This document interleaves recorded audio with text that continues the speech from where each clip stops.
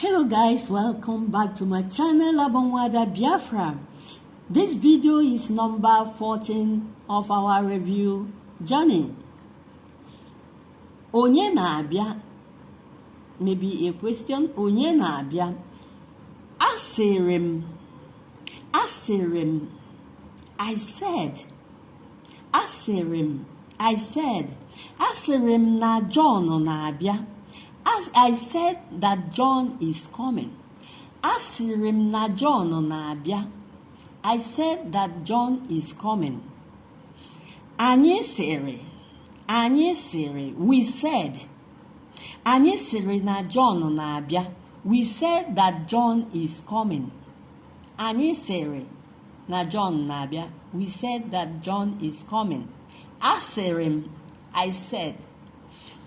Subscribe if you have not done so. Thank you.